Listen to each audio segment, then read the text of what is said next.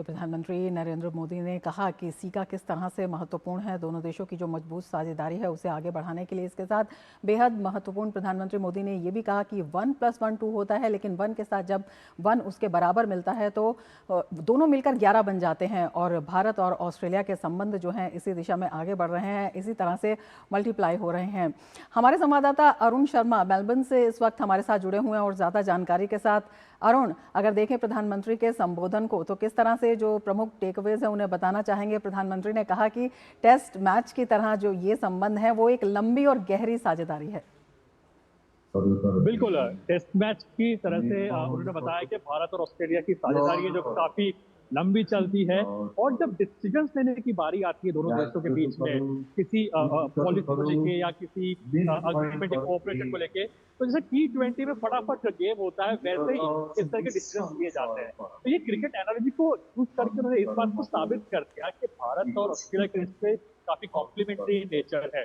अभी हाल ही में हमने प्राइम मिनिस्टर मोदी को सुना कि सीका का उन्होंने जिक्र किया। बहुत लंबे समय से एक्सपेक्टेशन है कि किस तरह से सीका जल्द से जल्द इम्प्लीमेंट हो। हम जानते हैं कि नेगोशिएशंस इस समय पर चल रही है, और एक्टा जो है वो 2022 में लागू हो गया था। उस दौरान हमने देखा कि भारत ऑस्ट्रेलिया के बीच में ट्रेड जो है लगभग $50 बिलियन के आसपास पहुंचा था।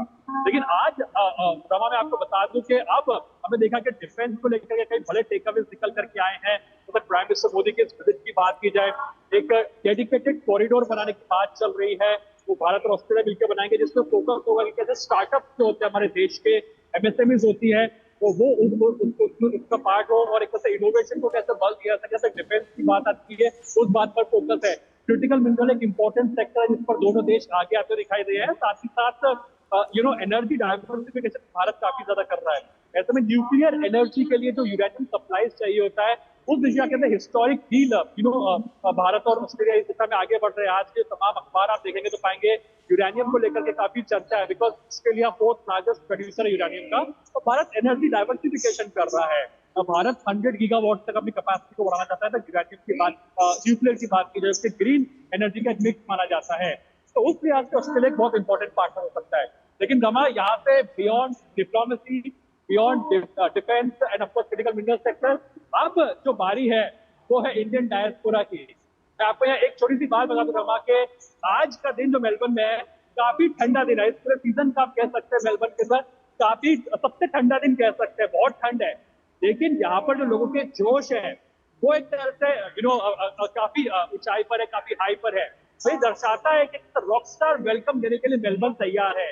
यहाँ जो हम पाएंगे कि लगभग 30 से 35 हजार के आसपास जो इंडियन डायस्पोरा है उनके आने की संभावना है।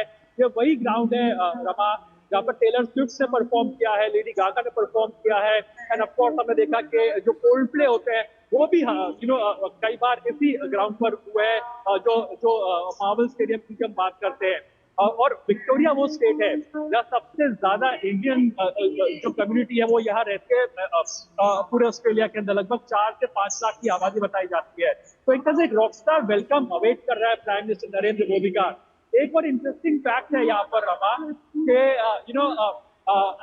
जो एल्बनीजी जो ऑस्ट्रेलियन प्राइम मिनिस्टर है, उनके साथ साथ जो all across the party line जो अन्य लीडर्स भी हैं वो भी यहाँ पर मौजूद होंगे। तो आप समझ सकते हैं कि प्राइम मिनिस्टर मोदी की पॉपुलैरिटी केवल लिमिटेड टू वन पार्टी या वन लीडर नहीं है।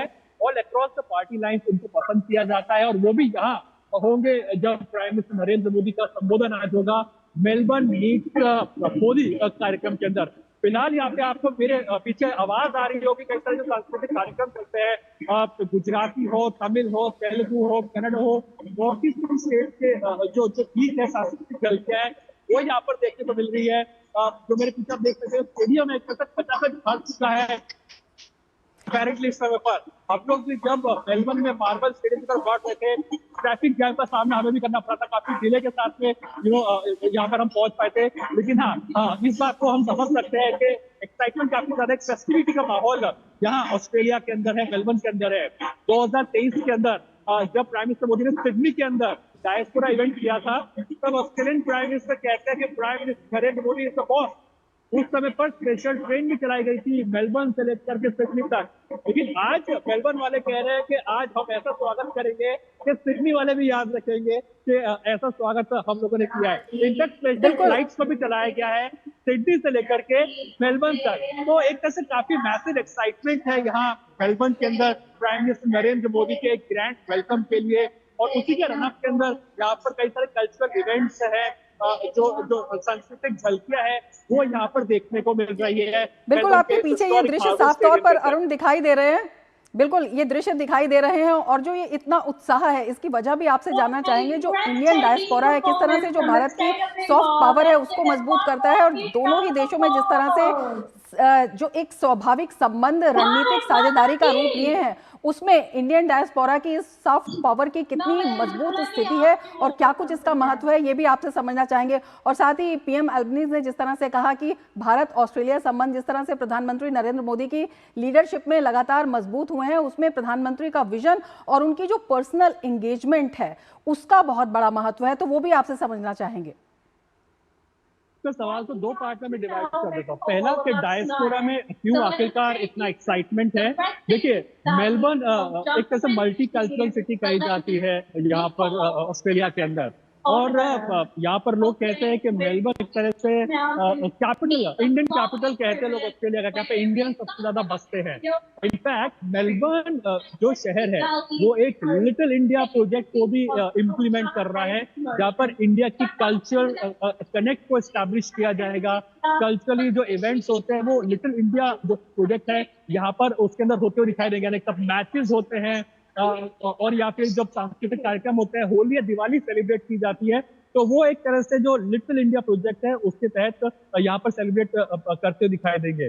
लेकिन हाँ, सबसे इम्पोर्टेंट इसलिए भी है कि आउट ऑफ 10 लाख के आसपास जो इंडियन डायस्पोरा का साइज है उसमें से लगभग 1.5 से 2 लाख हम मान के चलिए जो इंडियन स्टूडेंट्स हैं वो भी यहाँ पढ़ते हैं, जो यहाँ पर कंट्रीब्यूट करते हैं फर्दर जाते हुए रिसर्च के अंदर, एजुकेशन के अंदर, स्किल डेवलपमेंट के अंदर। और अभी एक तरह बड़ी अनाउंसमेंट भी हुई है कि ऑस्ट्रेलियन यूनिवर्सिटीज की जो है वो भारत के अंदर अपने फिजिकल कैंपसेस खोल रही है।